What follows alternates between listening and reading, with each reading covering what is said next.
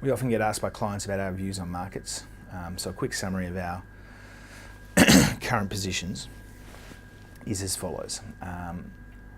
We have argued for several years that the US jobless rate would fall well below the full employment level of 5%, and that has occurred now.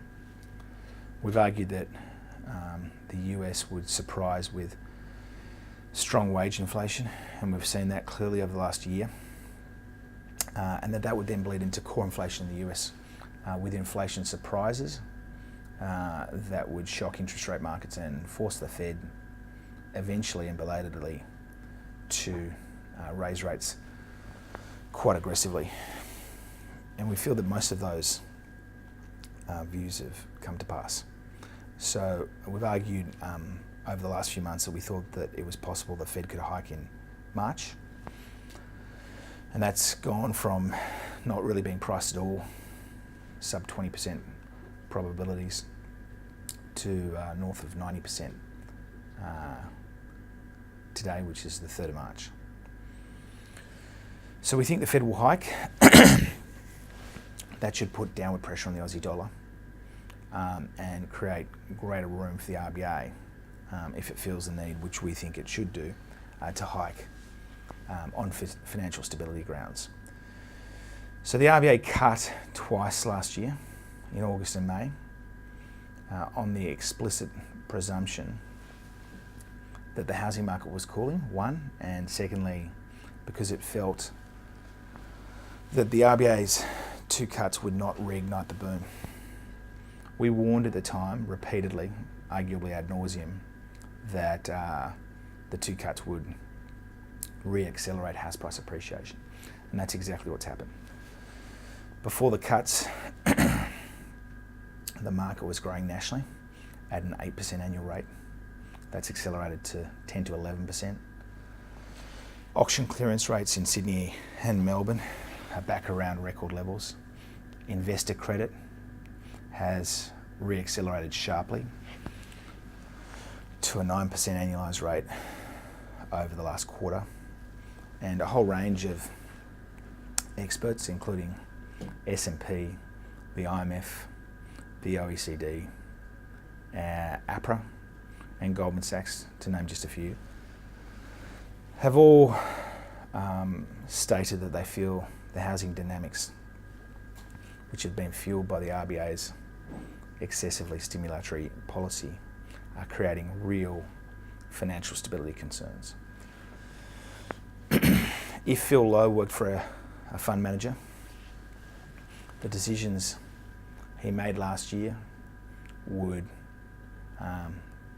be forced to be reversed out immediately, because the logic was clearly flawed.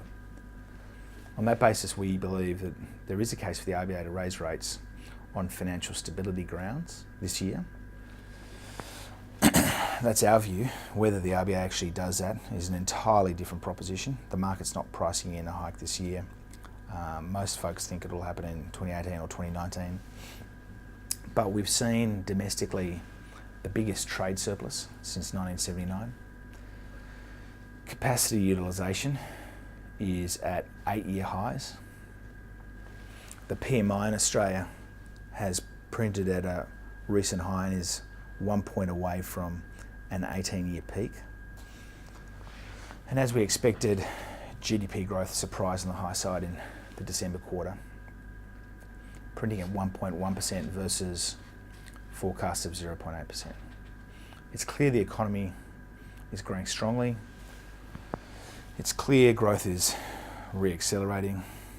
It's not clear at all. In fact, we think it's somewhat farcical that we have a 1.5% cash rate,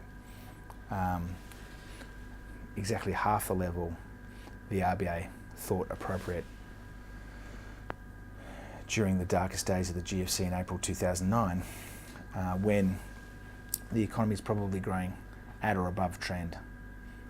And because of the housing market dynamics, S&P is threatening to downgrade both the country and all bank credit ratings.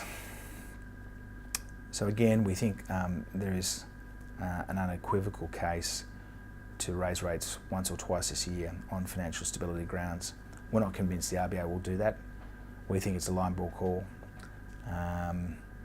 but at some time they've got to start normalising the cash rate and convincing borrowers that they're not going to get 3.7% mortgage rates for the rest of their life.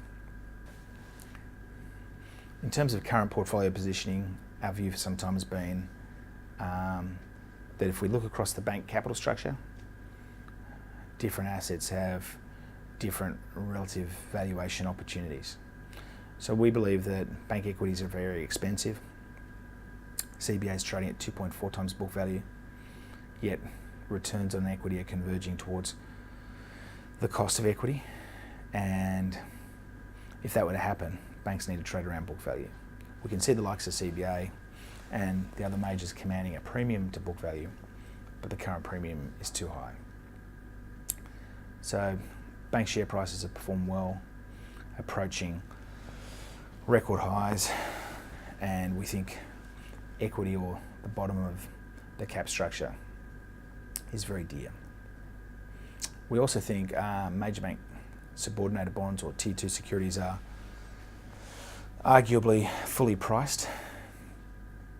They may not be expensive yet, but we think they're sitting around fair value. They've certainly performed in a manner that has resulted in their spreads compressing, so their interest rates compressing to the tightest levels we've seen since the GFC, or in or around the tights we observed in 2014. And just to be precise on that, we're talking about spreads, so the excess return you get on those bonds above the bank bill swap rate. And if we're being technical, the mid-2014 tights for major bank sub-debt were arguably slightly inside current levels. That performance is presumably being driven by the search for yield dynamics, where very low cash rates and deposit rates are forcing investors to look for high yield that can cover their cost of living.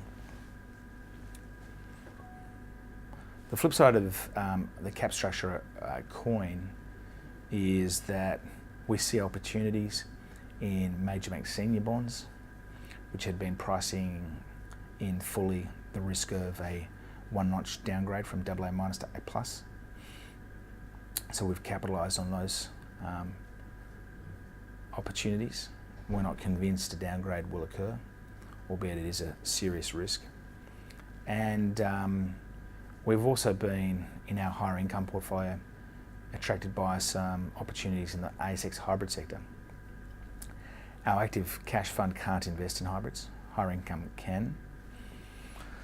Higher income didn't for about a year and a half, when hybrids were very expensive, over 2014 particularly, and 2013. But when spreads blew out over 15 and 16, higher income started allocating to the sector.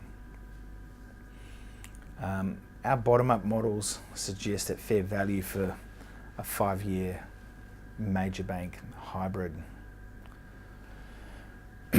on a very conservative basis, ignoring current market pricing and looking at leverage, the risk of default and recovery rates, is probably around 2.8 to 3% above bank bills.